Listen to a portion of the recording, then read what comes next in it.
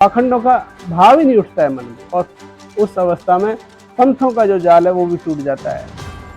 आनंद मगन अब मैं रहता सतगुरु की शरण में। और सतगुरु की शरण मिल जाने पर जीव को कैसे आनंद मिलता है, कैसे वह निर्विकार हो जाता है, कैसे वो बेफिक्र हो जाता है, कैसे वो चिंता से मुक्त हो जाता है, उसी को इस पद में बताया गया है।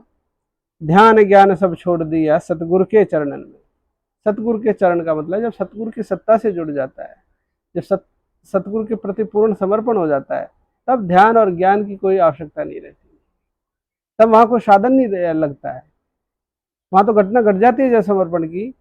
तब सतगुरु की कृपा मिलना शुरू हो जाती है, सतगुरु का कनेक्शन मिलना शुरू हो जाता है।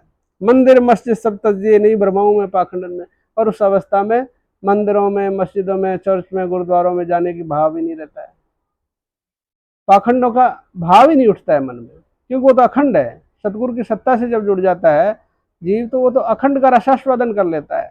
वो फिर उसको खंड खंड करके देखने का भाव ही नहीं रखेगा, इसलिए वो पाखंडों में नहीं फंसता है। फिर रिद्धि सिद्धि सब जग में भरमाए, इनकी अब नहीं चाह मेरे मन में।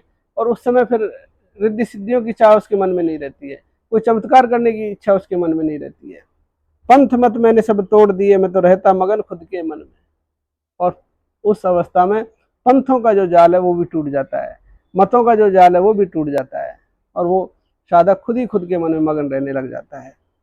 अमृतपान में करता सतगुरु की शरण में। और अमृत का पान, अमृत का मतलब ये नहीं है कि कोई पेय है उसका पान होता है, अमृत का है वो परम सात्विक हार्मोन भावों की वजह से निकलने लग जाता है बॉडी में।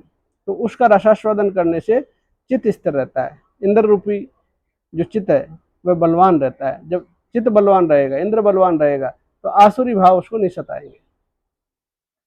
और वो कब होगा? जब सतगुरु की सत्ता से जुड़ जाओगे, सतगुरु के चरणों में पूर्ण समर्पण रहेगा, तो वह सात्विक हार्मोन पैदा होता रहेगा। मोह माया का सब जाल कट गया सतगुरु की कृपा बरसन में। सतगुरु की जब कृपा बरसेगी तो मोह माया का जाल स्वतः कट जाएगा। आनंद मगन अब मैं रहता सतगुरु की शरण में।